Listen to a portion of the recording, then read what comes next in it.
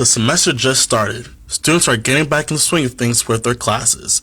They are mingling with other students and talking about what they did over the break. During students' free time, students go to the game room to play games and hang out. During the first few weeks during this semester, some students were not able to go to the game room because the game room was closed during parts of the day.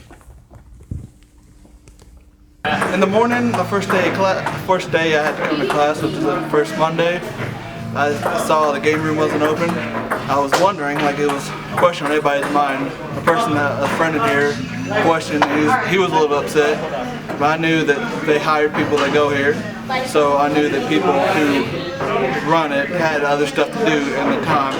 And when I saw outside it posted, the times changed. I was like, that's fine with me. I can come in here later during my break. This is the place not meant for casual hangout. It's a second priority. Yeah, some days I'm like, oh man, it's not open.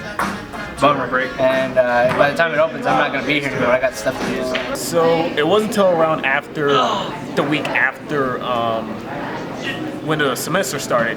Usually at first when I saw it was closed, I thought maybe because maybe it's just going through a bit of like development, or maybe because it's the first week and maybe they haven't really set anything up at that time. But it wasn't until the week after, which I kind of like noticing more around the time, seeing it still remain closed, which at my view it seems a little bit weird, sometimes a little bit annoying, because like sometimes at one point saying like if I'm just tired of schoolwork, and usually I would just go in there and like play a couple of Smash Brothers or go ahead and use a Steam account in there.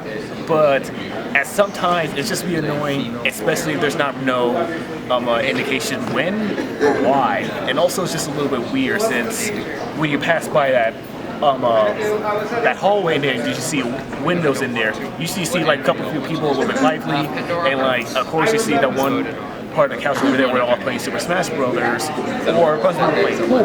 But at one point, it can be a little bit annoying and just have to really just feel a little bit different, seeing if it's not really open that often, or indication why it's not open in the first place. It was early. I was kind of sad because it's like my spot. Like everyone comes in here and have a good time. Rumors were circulating why the game room was closed. I heard a rumor that one of the dudes here got fired. Like, he just got dismissed from his job. He wasn't doing what he was supposed to do. Now they can't find somebody to replace him. Well, they can't open early, so there you go. I decided to talk to the man who was the center of all the rumors. Well, I mean, I'll start back it's short stories from, I guess not last fall, but fall before. It was my first semester here, and I just hung out in the game room. Me and Andrea became pretty good friends through another friend of mine, and she had to go to class early, so I would step in and, close the game room and kind of run things for a little while and, not get paid or anything. I would just kind of do it just because I enjoyed, being in there. And Brenda kind of picked up on that, and she would come in and check on me until she just got around to the fact of, she trusted me and knew I was reliable and would just let me run it even though I wasn't being paid or on the employee role or anything like that. So the next semester, the following spring, she asked, this is last spring, she asked if I wanted to work in the game room because somebody, I think it was Anna, was leaving to go to Dahlonega, so she asked if I wanted to take her spot, and I said, yeah, of course. So we laid out schedules and blah, blah, blah, and everything went smoothly. I tried to piece together a pool tournament that went really, but it ran, and we had a lot of fun with it, and we had a winner. Everything went pretty smoothly, and then I worked all through the summer, and anytime that somebody wasn't able to make it because class or family something, Brenda would always call me, and she'd say, hey, so-and-so can't make it, can you be there? And I was, of course, always there to fill the role, to where Brenda would just shoot me a text or something to say, hey, we need you here, and I'd be there. She, I never had to check or ask or anything else because, she knew I'd be there. And so into the fall, we went and everything ran really smoothly. Did pool tournaments and the Smash tournaments and everything, and did most of it really by myself. I had a friend with the pool tournament help, and I had a couple friends with the Smash tournament helped me kind of put it together. But as far as setup and getting everything organized and working with student involvement and the staff and faculty and all that, I did all that myself, and it took up a lot of my time during the day. And I tried to go above and beyond just to make it as good as I could because I wanted it to be like my baby. Yeah. And then financial troubles hit me at the end of last semester, and I didn't know if I was going to be able to make it back to school. And I planned on, taking this semester off and working and, paying for semesters onward. So I told Brenda, I said, hey, I'm just going to let you know, I'm going to try and make it back, but as of right now, I don't want to tell you I'm going to be here and then not show up. So I said, as of right now, I don't know what my financial situation is going to be like. So I told her, leave some space open for me on the schedule, but, don't be super disappointed if I don't show up. Just because I'm going to go ahead and tell you beforehand. And that was before Christmas break. And then once Christmas break started, I ran through with my money and everything, kind of saved up and pieced everything together. And about a week after Christmas break had started, I called Brenda and said, hey, looks like I'm going to be able to make it. Can you work me into the schedule so I can get my classes and stuff worked around it where I, make it more convenient for her. That way she doesn't have to find someone else. Yeah. And this is before, I think I had like 1 or 2 classes on my schedule for sure, just to kind of get, keep me in the system here, and I was going to add classes on afterwards. And I said, this is the schedule I have now, send me the schedule you have for the game room, that way I can piece together the rest of my classes to work around the game room. Yeah. And she kind of hit me with something that I wasn't really expecting. She said that someone in student involvement had asked that I not be rehired because I had already been removed from the system, in the employee system. Oh, really? Yeah. Well, it's because, the school semester had ended and I hadn't pre-registered. So that's why they took me out of the employees. Okay.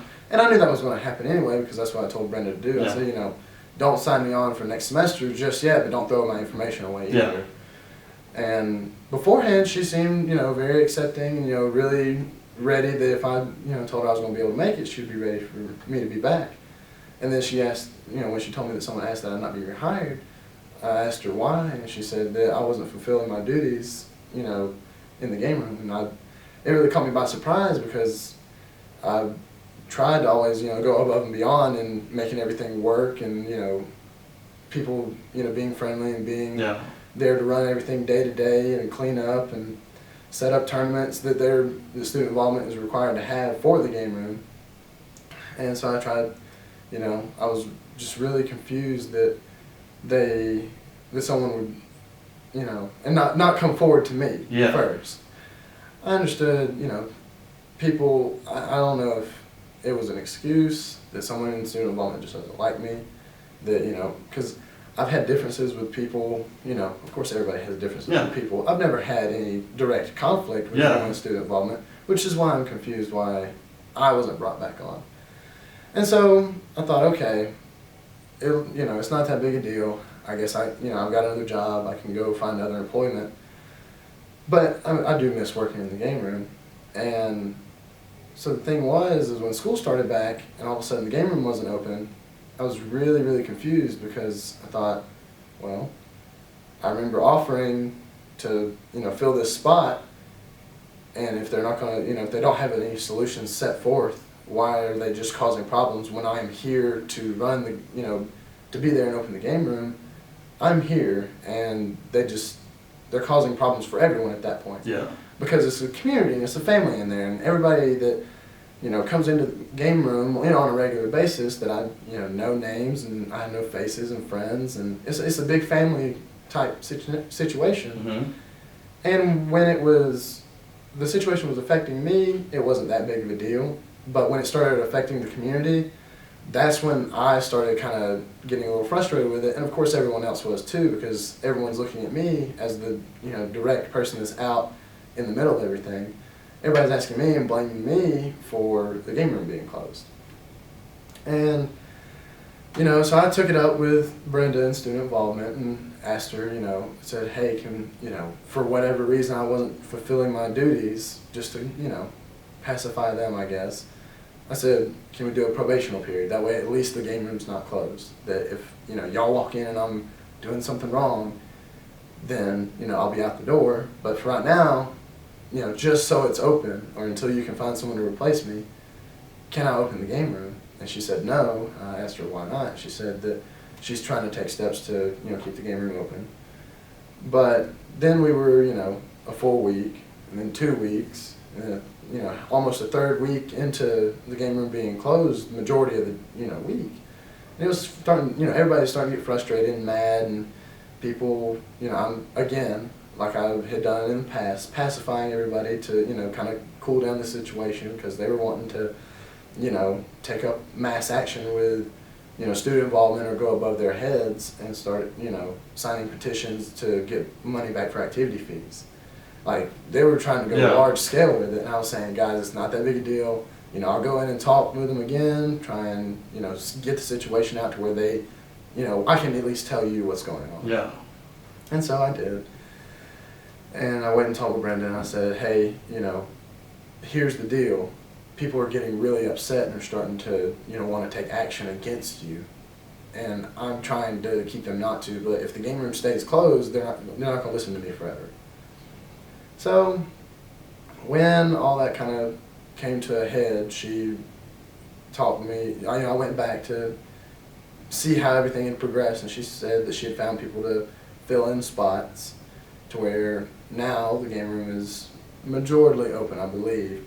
I'm not on campus as much anymore because I don't work here, and I also have another job that I'm, pretty attentive with. So I'm not around the game room as much. So I think it's open full hours now. I'm not entirely sure. From what I've heard, it's not opening until later. Mm-hmm. Like in the mornings it's not open. But other than that, I believe the situation's fairly resolved. Sure. Do I feel like I kind of got, I guess, done dirty?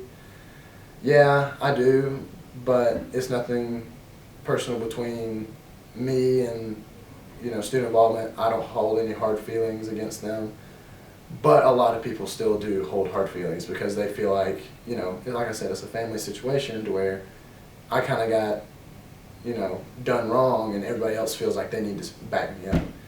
And again, I'm telling everybody to kind of stay calm and keep everything under control because even though it put me in an even worse financial situation just because I don't have the income, I've still got other places to make money.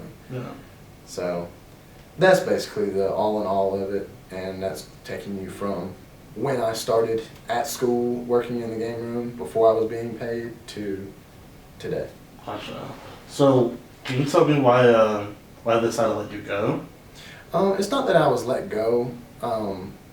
Technically, the way it worked was I resigned from the system. Mm-hmm. I was not fired. Yeah. I resigned from the system because I didn't know if I was going to be able to make it back to school, and I didn't want to leave anyone hanging at the last second because that's not the right thing to do. Yeah. And I was trying to do them a favor by, if I didn't show up, it wouldn't take them by surprise. Yeah. I wanted to prepare them, that way, action could be taken if in the event that I wasn't able to make it back. And where I feel like the act was, it all became like a wrongdoing was that I had taken extra precaution to make sure they were prepared, and then they turned around on me, and when the situation didn't arise, they weren't going to allow me back into the system. So what happened was I was not fired. I did resign, technically. Mm-hmm. Yeah. And then they did not allow me to be rehired. Okay. So if you look at it in a technical sense, that's how it happened. I'm Marcus Etienne, Vanguard News.